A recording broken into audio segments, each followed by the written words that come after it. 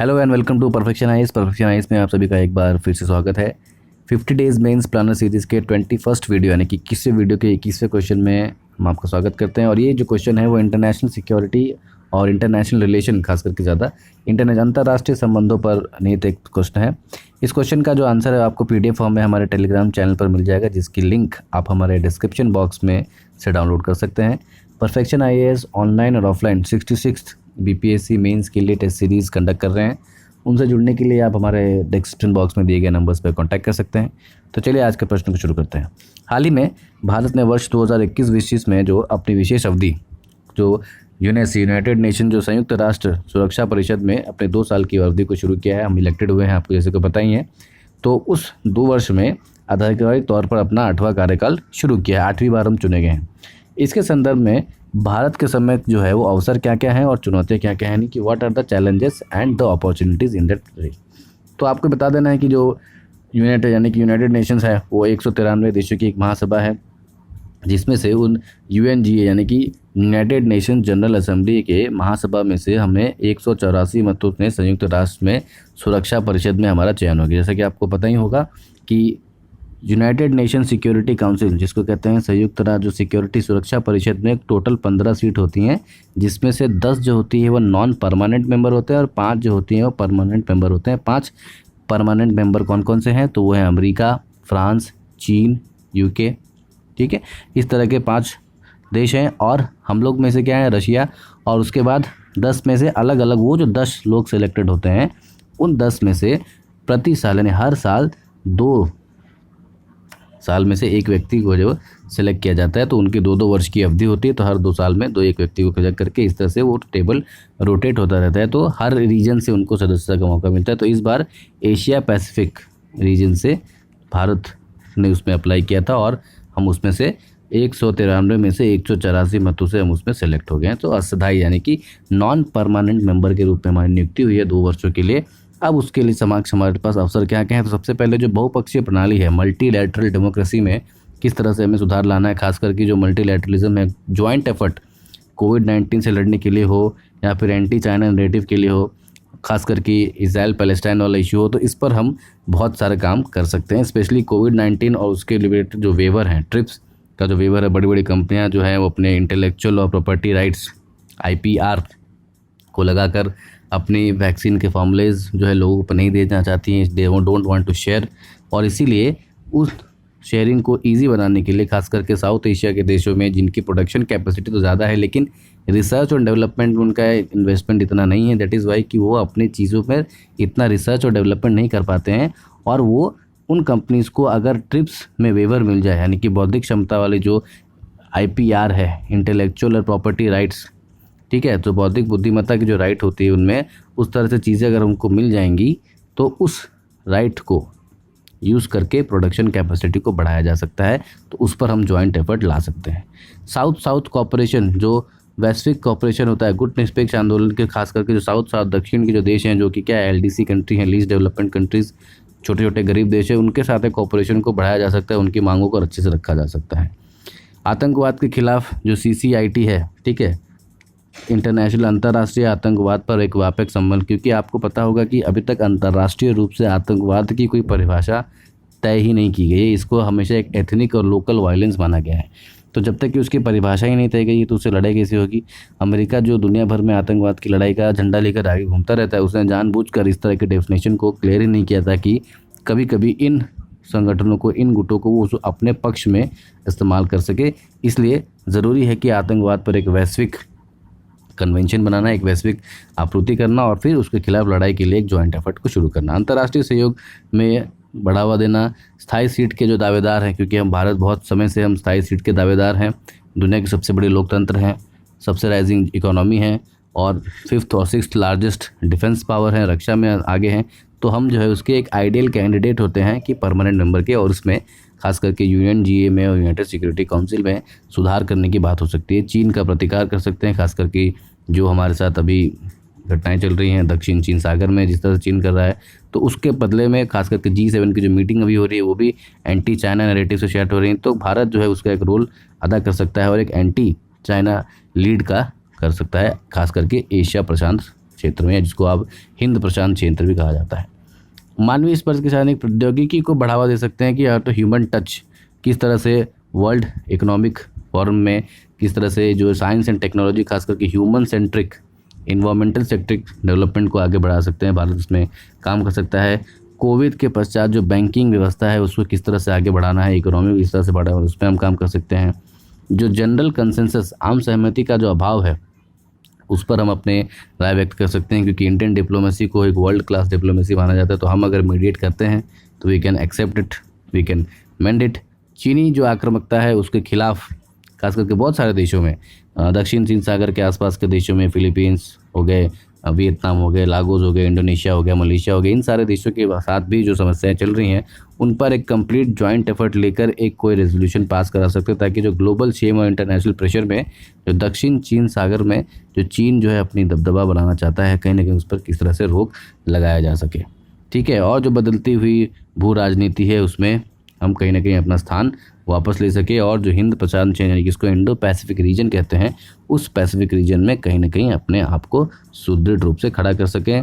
जो चीज़ें America Iran के बीच में चल रही हैं, अमेरिका रूस के बीच में तनाव पड़ रहा है, अमेरिका चीन के बीच में तनाव चल रहा है, उससे जो भू राजनीतिक बदली है उसको भारत में अपने लिए पक्ष में लेना एक चुनौती है। लेकिन खास करके जो अफगानिस्तान में समस्याएं चल रही हैं तो उन समस्याओं को लेने के लिए हम चुनौती है, लेकिन अगर हम उसमें सुदृढ़ रूप से काम कर सकते हैं, हमारी विदेश नीति अगर उसमें एक ऑर्गेनाइज्ड मैनर में अगर काम करेगी तो we can definitely achieve it. आगे की राह क्या है? तो भारत को जो है मूल आधारित यानी कि जो हमारी जो पॉलिसी है वो एक प्रिंसिपल बेस्ड पॉलिसी है, उस पर ही रहकर सकारात्मक काम करने की आवश्यकता है, और कमज़ोर राष्ट्रों की आवाज़ बनने की अति आवश्यकता है। जब तक कि अगर हमें छोटे छोटे अफ्रीका के देशों का समर्थन नहीं मिलेगा, हम जो है जनरल असेंबली के परमानेंट मेंबर नहीं बन सकते हैं। और अस्थायी सदस्यों के रूप में गंभीर नेतृत्व कर सकता है वैक्सीन मैत्री, जो हमने ऑलरेडी किया है। वैक्सीन राष्ट्रवाद को ख़त्म कर कर वैक्सीन मैत्री और अंतर्राष्ट्रीय सहयोग को बढ़ावा दे सकते हैं। और ऐसे समय में जब बहुपक्षीय यानी कि मल्टीलैटरलिज्म और ग्लोबल ऑर्डर कोविड के पश्चात एक नया रूप लेने वाला है, भारत इसमें यूएन सिक्योरिटी काउंसिल में खास करके G7 में भी इन्वाइटी होने के कारण एक प्रमुख भूमिका निभा सकता है, ताकि कहीं ना कहीं आगे जो है अपना रोल सुदृढ़ कर सके और भारत की पहचान, भारत के विदेश नीति, रक्षा नीति, आर्थिक नीति का दबदबा सारे देश में मनवा सके। अब इसका इंग्लिश वर्जन को देख लेते हैं। Recently India has been its 8th membership, यानी कि India has started it's 8th membership program in its tenure as a non-permanent member in the United Nations Security Council, especially from the 2021 to 22. And what are going to be the major challenges as well as the opportunities for India being in the part of the non-permanent member in the United Nations Security Council? So as we know that United Nations Security Council, UNGA, people are being selected. United Nations Security Councils has having 15 members. Out of 15, 10 are non-permanent and 5 are the permanent. And the permanent members, as you know, it is USA, France, UK, Russia and China. And the non-permanent members हर साल, every year, for 2-year tenure, every one country is being selected for a 2-year term, and it is based on a rotational basis. So India has applied in this time from the Asia Pacific region and was elected of 184 votes out of the 193 members of a United Nations General Assembly, and this shows the overwhelming support and the global consensus for India and Indian diplomacy. Now, what are the basic opportunities for India? So, basic opportunities is reforming the multilateral system, especially after the COVID times, and for fighting the COVID-19 and the vaccination program. India can play a major role in the international vaccination program and fighting the COVID-19. We have already played a good role in distributing the hydroxychloroquine even before the second wave was become so much violent and virulent in Indian context. We were actually supporting in the vaccination programs in many of the countries under our neighborhood first policy, Act East policy, or even the vaccine Maitri policy, and so with that we can become a global channel, because India is the production hub, India is the pharmaceutical capital of the world, and if we are ready to make, and if we become able to get the global consensus for the waiver of TRIPS, trade related intellectual property rights, for the vaccination program, then we can become the global manufacturer of all the vaccines, and 90 to 95% of the vaccine can be produced in India because of its so-called high manufacturing power. The only thing is we do not have the more money to invest in research and development, and that is why the Indian pharmaceutical companies are backing or lacking back in the research and development and generation of the formulas. But once the formula is being generated, we are better at producing it at a higher capacity rate than whole of the Europe. One of the surveys says that what the whole of the Europe can produce in a month, Indian companies can also produce, and there is an equality between the whole of the European production and the Indian production.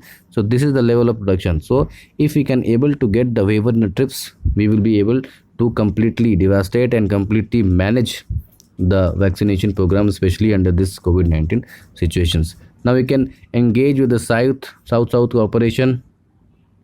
The LDC countries, least developed countries in the south, can cooperate with each other using the technologies and assistance from the west, so that there is been a complete rising, and we can also empower our stance on the nano-alignment movement, especially the rising China can be countered with this, and small island countries like Africa and the Melanesia's country, even Polynesia country, Southeast Asian countries can cooperate and provide as a joint block to these so-called high-powered big fishes in the water.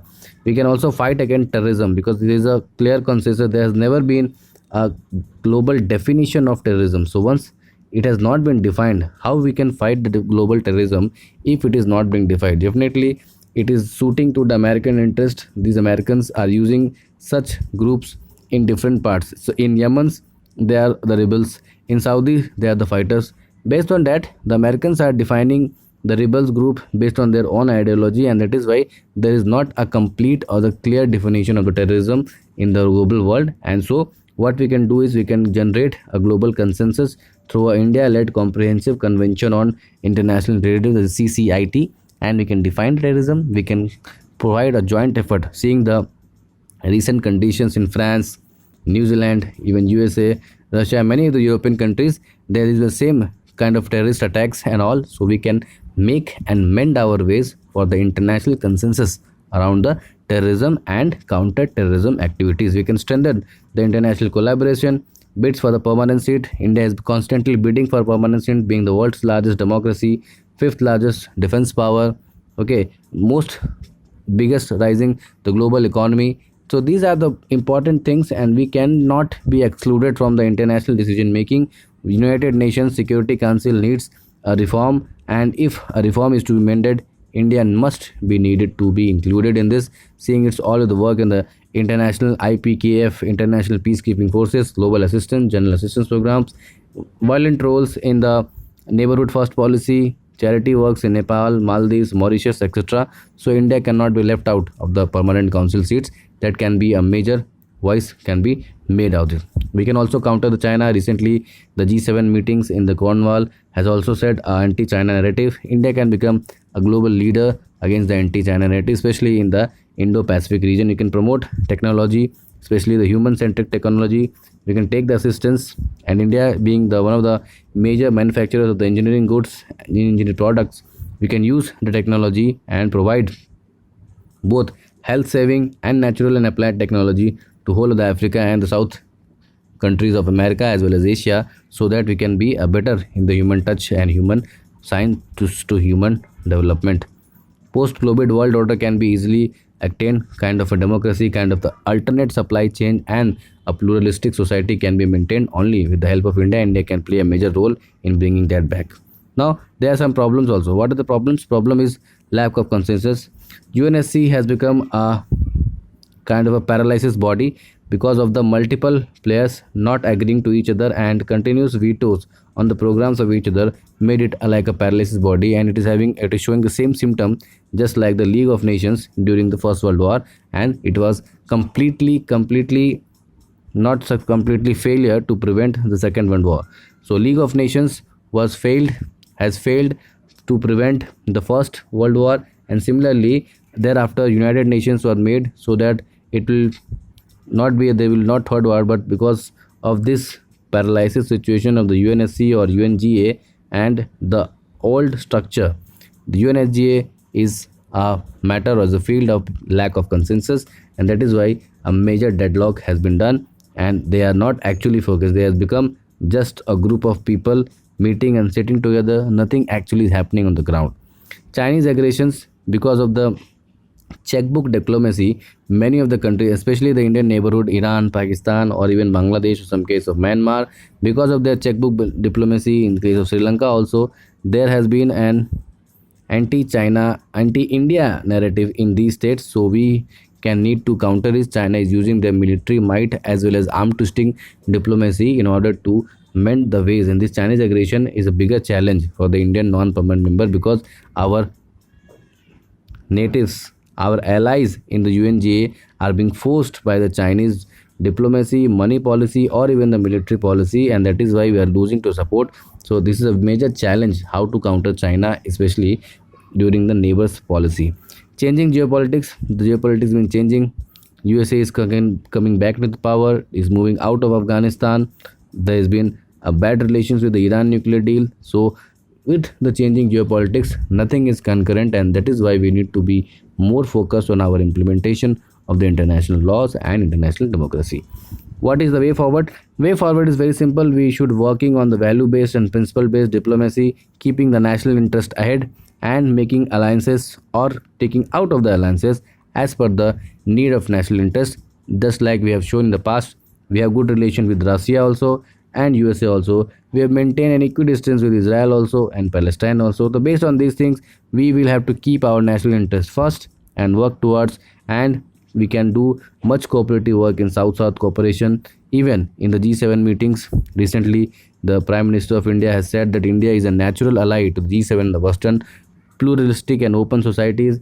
Quad will boost a permanent member seat, just like Australia, New Zealand, Japan can also be used. We can also use a major economic channel through Quad for a trade related deals also, and that is why nowadays foreign diplomacy is not just dealing to the international or the foreign ideologies. It should be mend away for strategic gains as well as economic gains, or the most important what is currently running is the propaganda basis. So war is being fought on the propaganda level. How our perspectives is being put to the people is more important than actually how we are acting, and our diplomats are good in that. We need to further strengthen them, get the enjoyability, and use the condition in the national interest. This is all for this video. We'll meet you in the next video. Till then, stay home, stay safe, take care. Jai Hind.